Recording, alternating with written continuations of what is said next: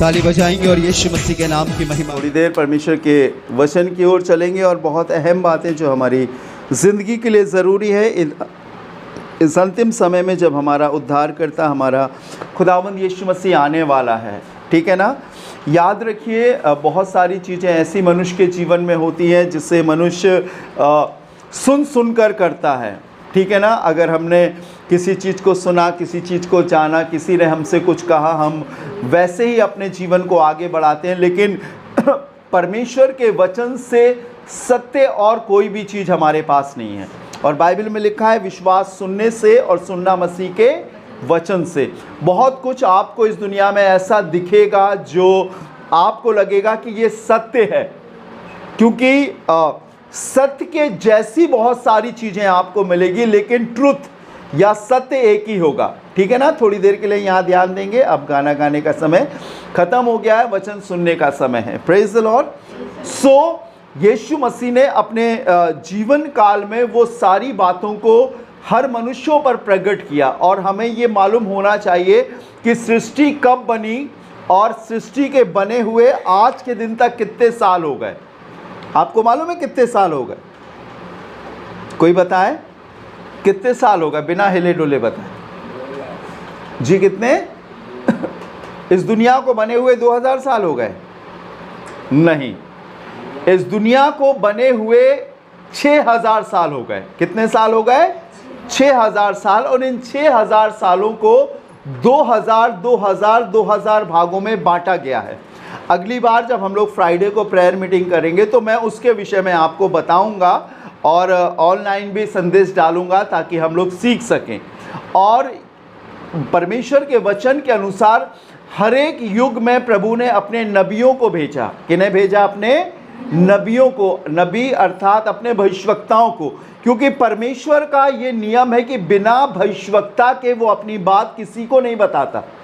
अगर प्रभु को अपने लोगों से कोई बात करनी होती थी तो वो अपने सेवक को खड़ा करता था और वो सेवक से प्रभु बात करता था और सेवक लोगों से बात करता था। आप शुरू से लेकर देखिए कैसे नूह के समय में नूह कितने वर्ष तक प्रचार करता रहा? लगभग 120 साल तक प्रचार करता रहा कि मन फिराओ, प्रभु दुनिया को नाश कर देगा, जल प्रलय से नाश कर देगा। पर किसी ने विश्वास नहीं किया और आखिर में क्या हुआ कि सारी दुनिया पानी में डूबकर खत्म हो गई और सिर्फ 8 प्राणी बच सके। नूह, उसकी पत्नी, उसके 3 बेटे और 3 बहुएं बच सकी, बाकी सब कुछ नाश हो गया। वैसे ही प्रभु ने तमाम समय पे यशायाह नबी को खड़ा किया, आमोस को खड़ा किया। कितने बड़े नबी हैं? 4 बड़े नबियों को खड़ा किया। और उसके बाद 12 किताब ले लीजिए, 12 छोटे नबियों को उसने खड़ा किया, ऐसे करके अपनी बात को रखने के लिए।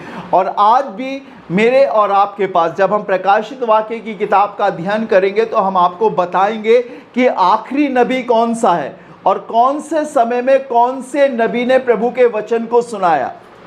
कौन से नबी का मतलब होता है भविष्यवक्ता। नबी उर्दू में बोलते हैं, हिंदी में क्या बोलते हैं? भविष्यवक्ता। तो उसने कौन से समय में कौन सा वचन हमारे लिए प्रचार किया। जैसे कि पौलुस का एक समय रहा, ठीक है ना। पौलुस के बाद और दूसरे नबियों का मैं एक एक का आपको बताऊंगा ताकि आप सीख सके और जान सके। लेकिन जो मुख्य चीज़ है उस पर मैं आपको ले जाना चाहता हूं ताकि मैं और आप जान सकें। जैसा पिछले संडे मैंने आपको बताया था कि जब मैं बालक था तो मैं बालकों के समान बोलता था, बालकों की सी समझ थी।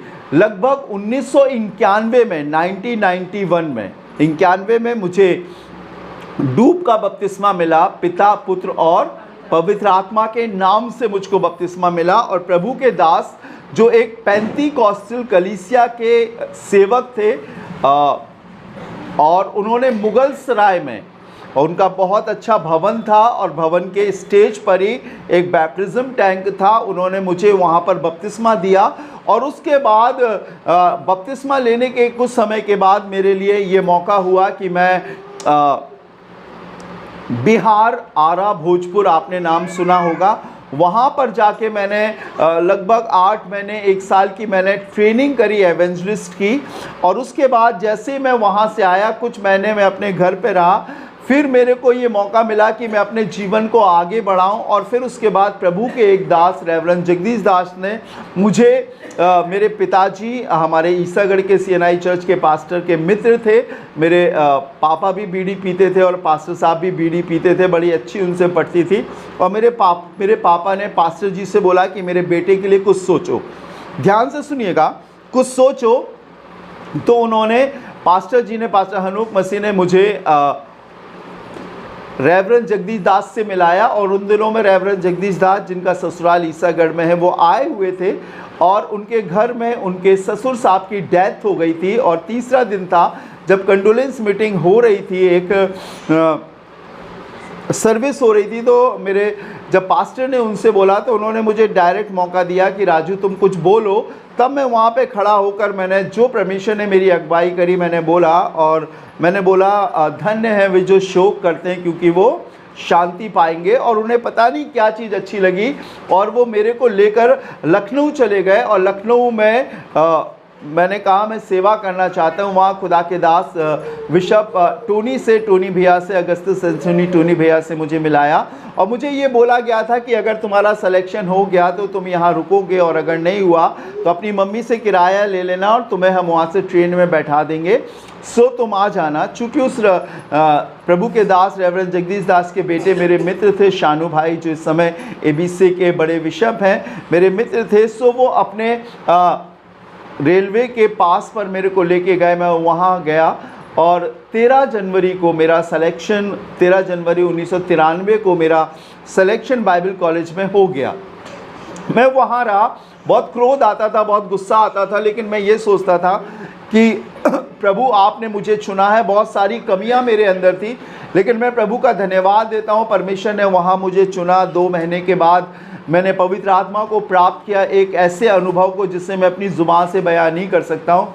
लेकिन लगभग 6-7 साल 8 साल मैं वहाँ पर रहा लखनऊ में। और उसके बाद बेटा ध्यान दीजिएगा, जब बोलेंगे तब लिखना, बाइबल वगैरह किताबें सब बंद कर दो, सिर्फ इधर ध्यान दीजिए आप लोग, हैं जो मैं बोल रहा हूँ उसको ध्यान दीजिए। तो वहाँ पे मैं रहा, ट्रेनिंग के बाद मैं वहीं लखनऊ में रहा, अपने सेवक के संग रहकर मैंने वहाँ पर प्रभु की खिदमत को सीखा। गांव-गांव गया, शहर में भी गया, सब जगह मैंने हर काम को जो मुझे दिया गया बड़ी निष्ठा से, विश्वास योग्यता से मैंने पूरा किया। झाड़ू लगाई, दरी पोछी, चर्च बनवाए, वाइट वॉश किया, जैसा मुझे काम मिला परमेश्वर की आज्ञा जानकर मैं करता रहा। और उसके बाद 1998 में 98 में मैं झांसी आ गया। यहाँ पर एक बड़ी कन्वेंशन हुई, हमारी team gospel messenger team Lucknow से यहाँ पर आई और हमारे झांसी के जल संस्थान में बड़ा ग्राउंड था, वहाँ पर हमारी कन्वेंशन हुई। और वहीं पर पास में एक स्कूल है, SDA स्कूल था गोदू कंपाउंड में, उसमें हमने आराधना शुरू करी। कुछ समय तक हम वहाँ पर रहे, लगभग 2 साल, लेकिन एक समय वो स्कूल बिक गया, हमारे पास जगह नहीं थी। लेकिन मैं प्रभु का धन्यवाद देता हूँ, समय दर समय प्रभु ने अपने सेवकों को खड़ा किया। फिर उसके बाद सुधीर सिंह चाचा जी खड़े हुए, अर्पित भैया को, मिक्की भैया को आप जानते हैं, उनके पापा, और उन्होंने हमारे लिए एक हॉल का इंतज़ाम किया। राजा भैया जो बांदा वाले थे, उन्होंने अपना पूरा घर हॉल हमको दिया। कुछ समय तक वहाँ पर हम आराधना करते रहे। लेकिन एक दिन भोर को एक शख्स हमारे घर पे हमारा कुंडी खटखटाता और बोलते हैं कि पास्टर राजू, हमने अपना एक पुराना बाइबल स्कूल था, पुरानी बिल्डिंग थी अंग्रेज़ों की समय की, वो बिल्डिंग हमको दे दी उन्होंने, वाइट वॉश करा के, इलेक्ट्रिसिटी लगवा कर, और कहा आप जब तक चाहो उसमें आराधना करो। सो हम CP मिशन कंपाउंड झांसी में आ गए और उस आराधनालय में हम लोग आराधना करते रहे। लगभग 2013 तक हम लोग उस हॉल में, 2002 के बाद उसमें हम लोग आराधना करते रहे। बहुत सारे लोगों ने प्रभु को ग्रहण किया और जैसा प्रभु हमें सिखाता गया, समय दर समय हम आगे बढ़ते चले गए। 2013 के बाद वो बिल्डिंग बिक गई, बिकने के लिए तैयार थी और हमारे पास कोई स्थान नहीं था। तो हमारे संग आराधना करने वाले एक भाई मिस्टर दीपक मसीह ने हमारे लिए एक भवन को बनाया और कहा कि आप जीवन भर हम एक भवन बना रहे, उसमें आराधना करें। वो ज़मीन हमने उनको खरीदवाने में मदद करी, लेकिन कुछ समय के बाद उनके विश्वास में, उनके तर्क में कुछ मैचिंग नहीं हुई और उसके बाद उन्होंने हमें वहाँ से निकाल दिया और हमारे पास कोई स्थान नहीं था। लेकिन एक शख्स हमें फिर मिले, उन्होंने कहा कि भैया हमारा ये प्लॉट है, आप इसमें करिए। और लगभग 2019 से लेकर 2021 तक, दिसंबर 19 से लेकर 2021 फरवरी तक हम लोग ने वहाँ पर शेड डालकर परमेश्वर की आराधना करते रहे।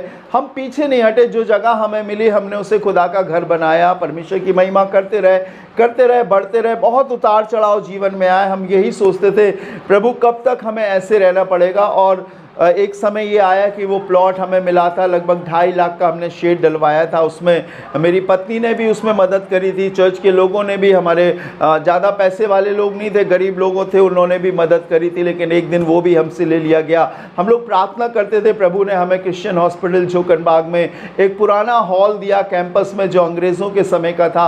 और हम लोग फरवरी 2021 में वहाँ पर आ गए। इस पूरी सेवा के दौरान लगभग 32 साल होने के बाद मैं कभी पीछे नहीं हटा, हमारे लोग कभी पीछे नहीं हटे। बहुत सारे लोग आए, बहुत सारे लोग गए, बहुत सारी परीक्षाओं का हमें सामना करना पड़ा, गरीबी में, अमीरी में, भूख में, प्यास में, सब में हम परमेश्वर की महिमा करते रहे। लेकिन हम लोग पीछे नहीं हटे और आज भी कभी पीछे नहीं हटते। हम जैसे जैसे बढ़ते गए हमने कहा प्रभु ये क्या है, क्या यही हमारा जीवन है? तब परमेश्वर ने हमें इन अंत के दिनों में अपने कई एक सेवकों से मिलाया। बहुत सारे सेवक हमें मिले, बहुत सारे लोग हमें मिले, हमसे बोलते थे हमारे संग आइए, हम तुम्हें इतनी तनख्वाह देंगे, बनाया चर्च देंगे, तो हमारी संस्था में जुड़ जाओ, ये करो। लेकिन अंदर से एक आवाज़ आती थी कि कभी भी उनसे साझा मत करो, क्योंकि वो सब डॉक्ट्रिन पर चलने वाले थे, विधि विधान और रीति रिवाज पर चलने वाले थे, लेकिन परमेश्वर के वचन के अनुसार नहीं चल पा रहे थे। हम प्रार्थना कर रहे थे, तभी परमेश्वर ने हमें एक बहुत अच्छा वचन दिया, जिसके द्वारा परमेश्वर ने हमें प्रेरित किया। और लगभग 6-7 महीने से 8 महीने से मैं प्रार्थना कर रहा था, प्रभु हमें उस उद्धार तक ले चल जिसके लिए तूने हमें यहाँ पर रखा था। और तूने हर घड़ी हमारी मदद करी, हर घड़ी जो भी हमारे संग रहे। बहुत सारे लोग हमारे संग जुड़े थे, कई लोग परीक्षाओं में तितर बितर हो गए, उपद्रव आया, कई संस्थाओं ने, कई क्रिश्चियंस ने हमारे खिलाफ किया, लेकिन उसके बाद भी प्रभु ने हमें नहीं छोड़ा। लेकिन जीवन के हर समय में, जीवन की हर घड़ी में, जीवन के हर क्षणों में परमेश्वर हमारे साथ बना रहा, हमारी अगुवाई करता रहा, हमारे संग उसका हाथ बना रहा। और परमेश्वर ने कभी भी हमारे जीवन में किसी भी प्रकार की घटी, किसी भी प्रकार की कमी नहीं होने दी। वो हमेशा हमेशा हमारे संग रहा। बैठ जाइए बेटा। हमेशा हमेशा हमारे संग रहा, हमेशा हमेशा हमारे संग बना रहा। और ये परमेश्वर का बड़ा अनुग्रह है कि आज हम यहाँ पर हैं। और उसके बाद प्रभु ने हमें वो कलाम दिया जो हमारे लिए बहुत उपयोगी है, बहुत आशीष में है, जो आज की शाम मैं आपके लिए लेकर आया हूँ, ताकि मैं और आप उसे पढ़ सके, मैं और आप उसे जान सके, पहचान सके कि प्रभु हमसे क्या चाहता, हमारे जीवन के लिए परमेश्वर की योजना क्या है। क्योंकि जब हम पूरे उद्धार की बात करते हैं तो बहुत सारी संस्थाओं की बहुत सारी तरकीबें हैं, बहुत सारी चीज़ें हैं, लेकिन परमेश्वर ने हमारे लिए जो चीज़ तैयार करी थी वो बिल्कुल अलग थी। हालेलुया। वो बिल्कुल अलग थी, जो एक सीधी और सरल रास्ता था। हम इधर उधर तो घूमते थे लेकिन उसे नहीं प्राप्त कर सकते थे, लेकिन परमेश्वर ने हमारी आंखों को खोला। और मैं चाहता हूँ अगर आप इस रोशनी में, इस अंधेरे में अगर आप वचन को पढ़ सकते हैं तो पढ़े, नहीं तो मैं आपके लिए पढ़ दूंगा, जो आपको मिलेगी इफिसियों की पत्री उसका 4था अध्याय और उसके पहले पद से। बैठ जाइए भैया। इफिसियों की पत्री 4था अध्याय उसके पहले पद से हम लोग प्रभु के वचन को पढ़ेंगे और बहुत ध्यान से हम लोग सुनेंगे कि परमेश्वर क्या चाहता है।